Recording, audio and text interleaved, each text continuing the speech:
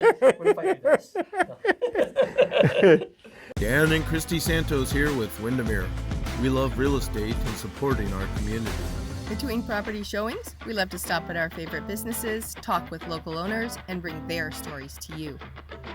This is our Bellevue East Side.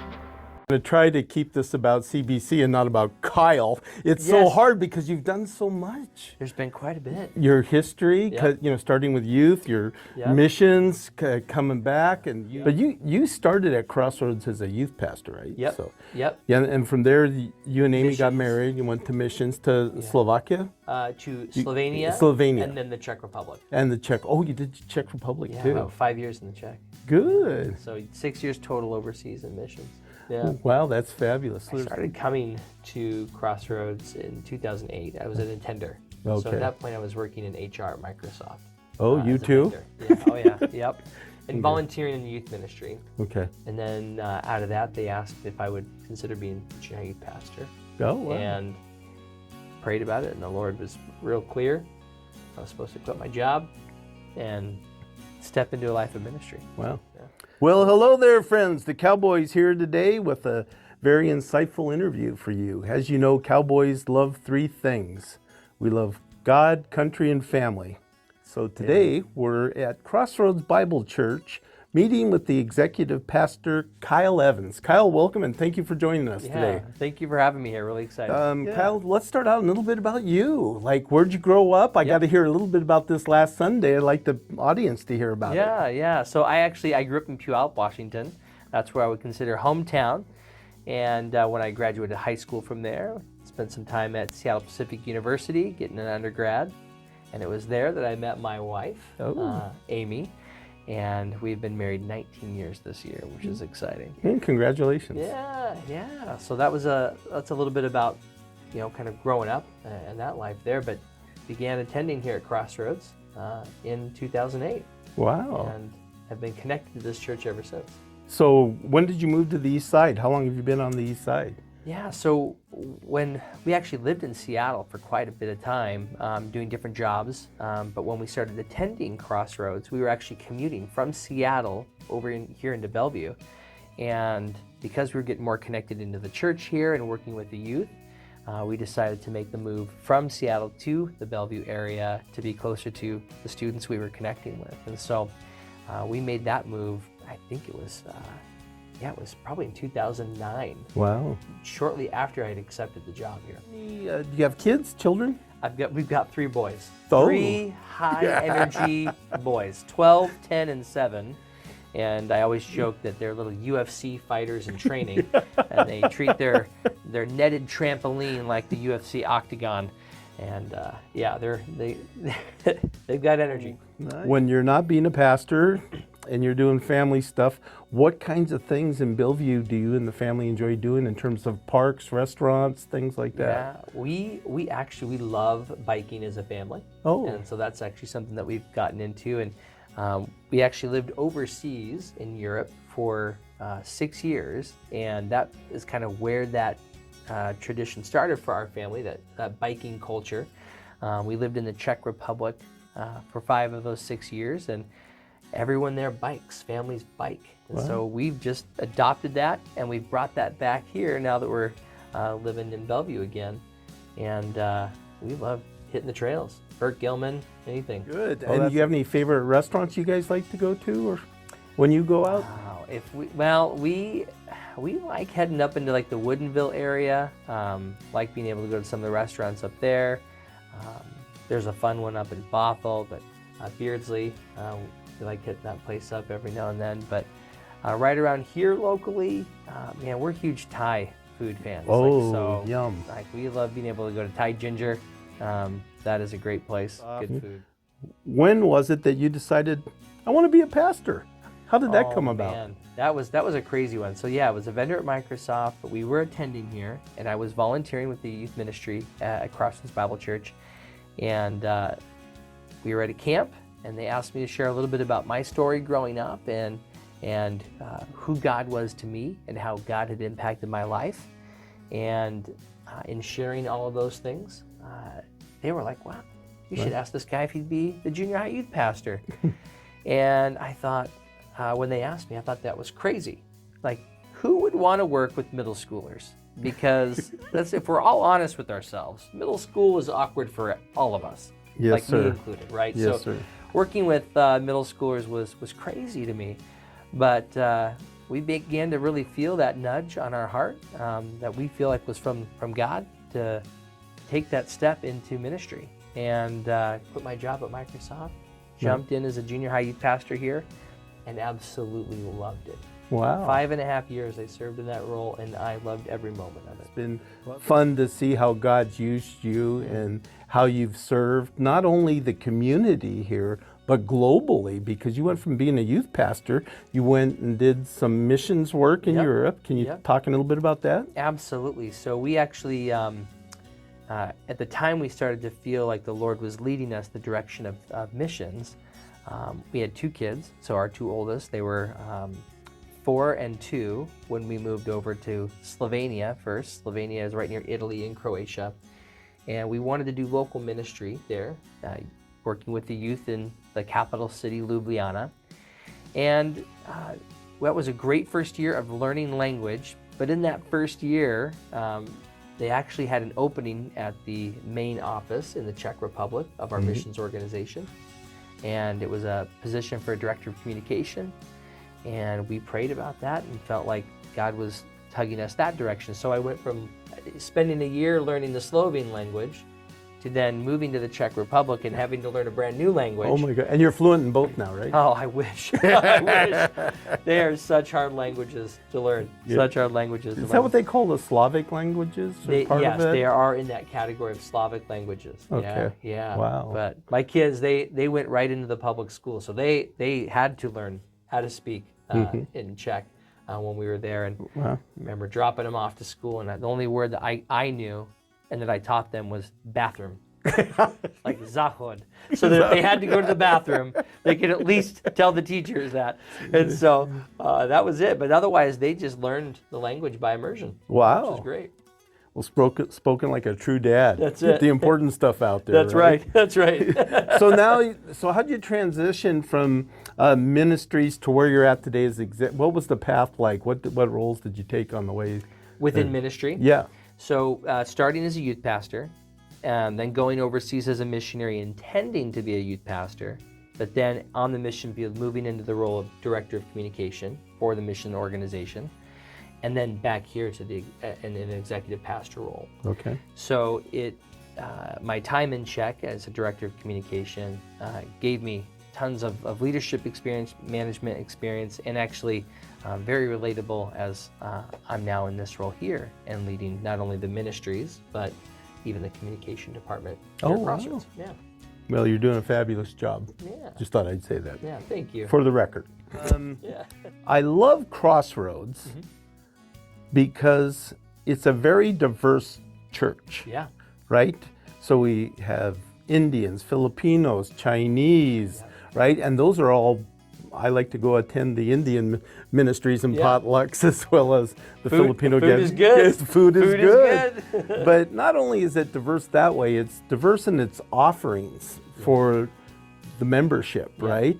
And so I want to talk a little bit about how Crossroads helps people connect and grow spiritually. Yeah. And so while we're a large church, not a mega church, but definitely a large church category, I love the fact that there's so many ways for people to connect here in smaller groups. Yeah. So maybe we'll break it down by ministries, and you can talk a little bit about what those opportunities look like and stuff. So I think the two would be men and women's ministries, right? Yep. So we have a lot of offerings there for people, right? We do. I mean, if we even just took a step back, like we want people to be able to come to this space to worship together, learn together on Sundays, but we want to go past just going to a church. We want to connect people into groups in our church, and we would call those community groups, and where they can begin to take a large church and fellowship in a smaller group setting. But even amidst all of that, we have ministries across the board, from children's to youth, young adults, men's and women's, and so forth. So Our men's and women's ministries have lots of great Bible studies that they're doing, and those tend to be midweek. Some are in the morning for those who can, or maybe those who don't have jobs they have to rush off to. And then we also have some in the evenings for those who work. So it's a really wonderful place for people who not only come to the church and engage on Sunday, but want to go that much deeper in their faith by being a part of the Bible studies. For about 10 years, I was a member of the men's ministry group going to the Saturday morning. Yep, Saturday Are they morning still does meeting? meet. Yeah, so Tuesday morning, men and women's have stuff going on. And then Wednesday night, men and women have stuff going on, and still Saturday morning for men. Well, and I can tell you, it's got to be a good program. I haven't been in a number of years, but I've been at the church 35 years, and that was started before I was coming. That is a faithful group. That is a very Yep, faithful group yep. of men. So, and I'm glad that they were there. I plugged in at a very critical time in my life. So praise it God. was very meaningful. Well, one of the things that we love, having a 13-year-old daughter, is the kids' ministries. Yeah. From Awana to the Bible memorization, all that. Can you talk about all the stuff that they do? Yeah, so with our children's program, they're all the way from nursery to 5th grade. So that's kind of what we would deem to be children's here at Crossroads. And they've got programs on Sunday. So we have our 2 services that we do. And there's children's programs both hours of our 2 services. And then they also meet again on Wednesday nights for a kind of a different variety of how they approach the kids. But they're always working through new curriculum. They've got a brand new one set that they're going to be stepping into, and they're really looking forward to as it explores the Old Testament of the Bible and the New Testament, and kind of hitting back and forth and rotating through those. Mm-hmm. But scripture memorization, that's part of it, and it's really sweet seeing these kids be able to explain God's Word and be able to memorize it and share it. It's really special. It is very special. And I heard that the children's ministry was up over 300. Is it that big still? I think it's probably kind of it's the post-COVID numbers for all churches, just throwing everything off. But I think we're sitting around 250 right now. Wow. Which is good when you think that it dwindled all the way down to 80 or so. Okay. Yeah. So it's been growing. Well, Steady incline. what's different between the youth and the kids programs? The biggest differences? Yeah, I think the biggest difference, and this actually would even kind of speak to the bigger things of what youth are going through right now. There's a lot developmentally for young people at the middle school age and at the high school age. There's different pressures happening in schools that these kids are having to deal with and address. And so it's not, it's a different world those age groups are living in than the younger ones. They're just exposed to so much more. So the things that they're being discussed and talked about are how the Bible can help them work through things and pressures that they're feeling within the culture. Even things like anxiety, even things like just pressures of fitting in, being liked, feeling accepted, those different types of things. And so they're hitting that through the lens of the Bible and talking at those levels of issues. And that would be a bit more different than you would get in the children's stuff. You hit more abstract issues and things like that with the middle school and high school groups. Great. And there's some great people pastoring that group. Pastor Zach Talbert and Austin Kwame, and those guys are just doing a killer job over there. And the kids just love them. They are. They love kids. They're dedicated to serving the youth, and it's just been really impressive to see the fun relational dynamics that they're bringing to the ministry. Yeah, it is interesting being here in Bellevue. We're not necessarily in a college town. We have Bellevue College, and that's growing, but it doesn't have the same cultural college town vibes that you would get if you were near a major university. So that impacts our college group. However, that being said, that college group is faithful, and there are about 30 to 40 that are regularly participating, which is really encouraging. Yep. And the young adults ministry operates in that fashion I was talking about earlier with community groups, those smaller groups where people really are able to connect, do life together, and the young adult ministry operates more in that way versus having one particular pastor that's directly over that small group. Talk in a little more detail about the community groups, because I think that those are very important to a Yeah. church our size, where we get to meet in groups of 10 to 20 people on a weekly basis Yeah. and grow spiritually, but also build some meaningful, impactful friendships and relationships. That's right. That's right. I think life is hard for all of us. Every one of us is going through moments of ups and downs, and doing life with people is essential for any of our mental health and sanity to be able to keep going, right?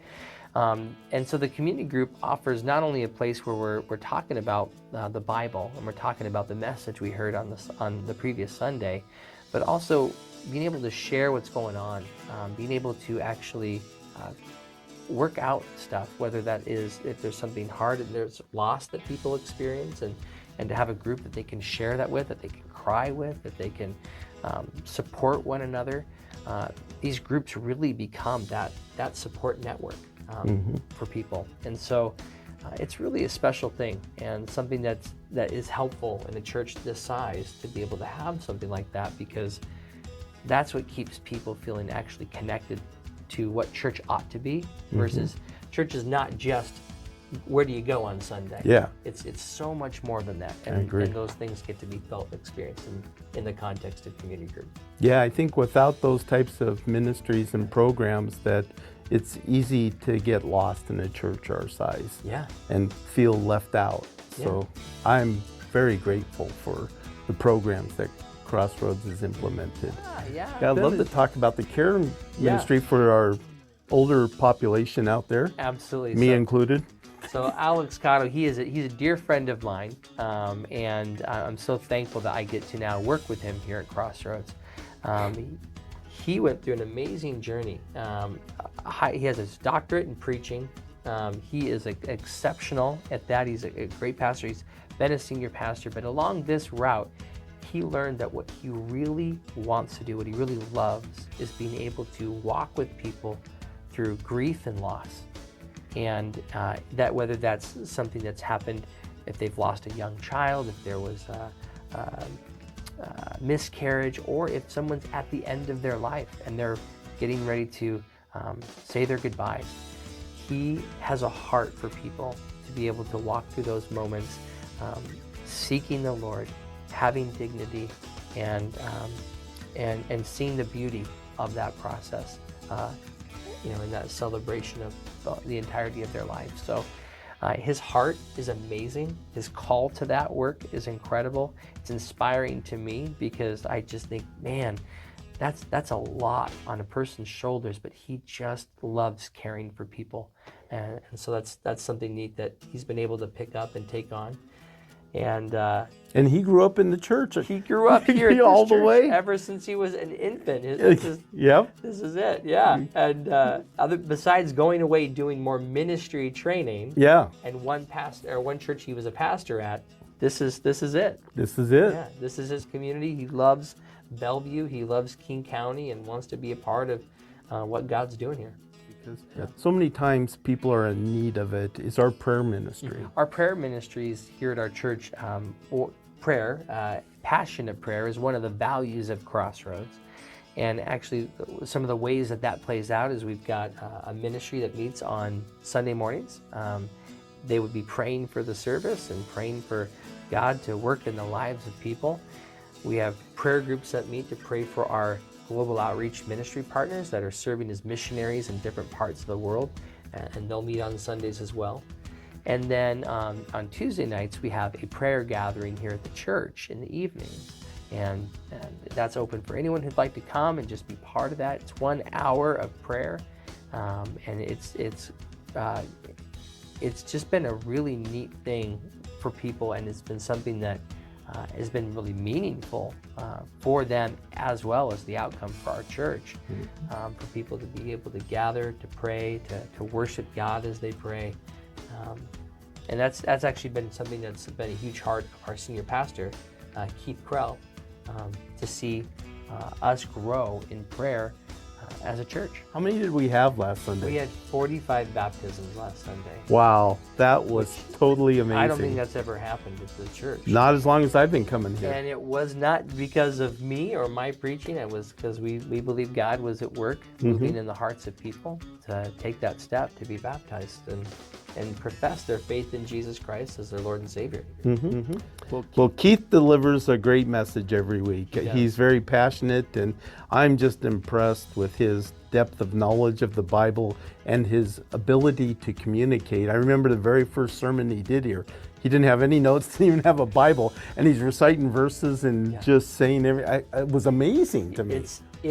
I'm still amazed, and I've seen him preach now for almost 3 years, and every time I'm just like, this guy's got a gift to be able to get up and do what he does, to be able to communicate the Word of God to people, and do it with no notes and have it be flawless. And there's times where I'll sit in on the first service and I'll sit in on the second service, and I'm like, gosh, he is like on point delivering this thing. It's just incredible. It's pretty incredible. Well, I'm going to speak for Keith right now. I will say that I know that he's very grateful to have people like you and Zach Talbert and Alex and stuff that can fill in for him when he's traveling or going on missions trips. You guys are all phenomenal. Thank you. I don't think I've ever been at a church where the bullpen was that deep. Yeah. Right? Well, this is one of the things that we are trying to do as a church because of that gift that we've got such great preachers. We're trying to help out other smaller local churches here in our area and be able to provide preaching help. You think of small churches that have just one pastor, and that pastor wants to take a vacation, but he's got no one to fill the pulpit. But that's where we as a church can say, hey, we're your neighbor, and we can help, and we'd love to be able to offer this to you. So we're trying to make that available for other smaller churches. Well, it's almost like Crossroads is becoming the farm system for new founding churches and stuff. I mean, how many people have we sent out to start churches, starting with Phil Peterson and, all of those, so right? many have been sent, whether it's to start a church or to be sent to be a missionary and go overseas. It's been pretty incredible, and just what we're doing to send people out and support even local ministries. Yeah, I'm proud of Crossroads for its local and global outreach. Yeah. Right? I mean, I was looking today at just like the local ministries in our local outreach, this is just a small list of some of the local outreaches that Crossroads involved in.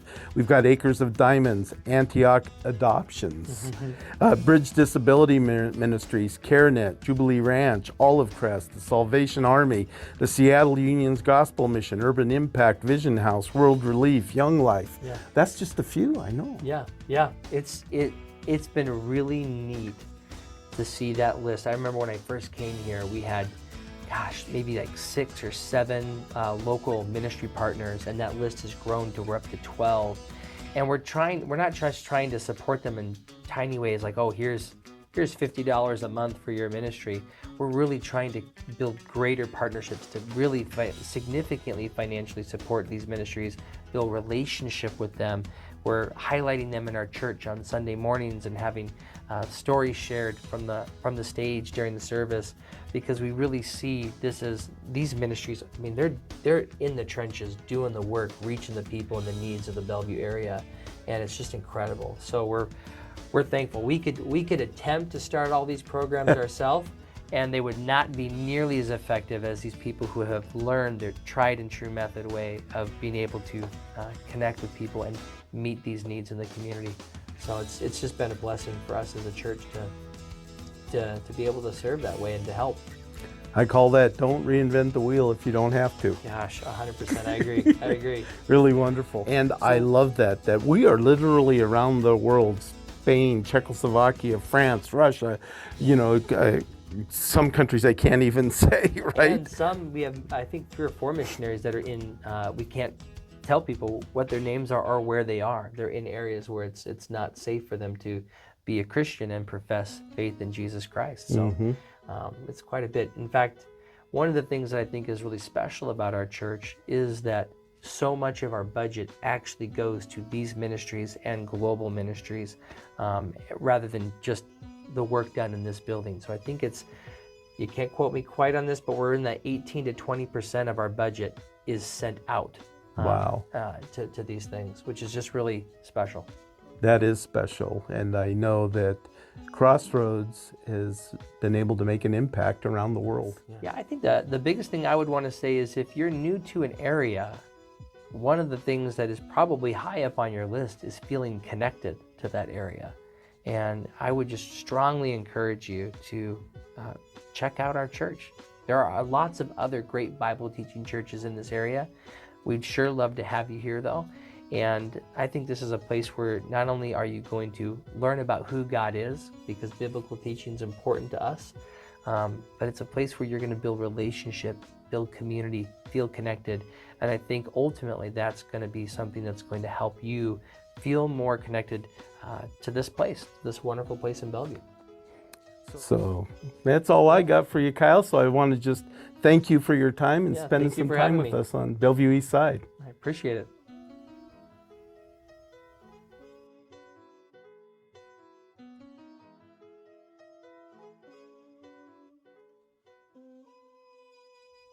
Okay. Awesome. We did it. We did it. Give me 5, brother. Oh, good. Uh, That was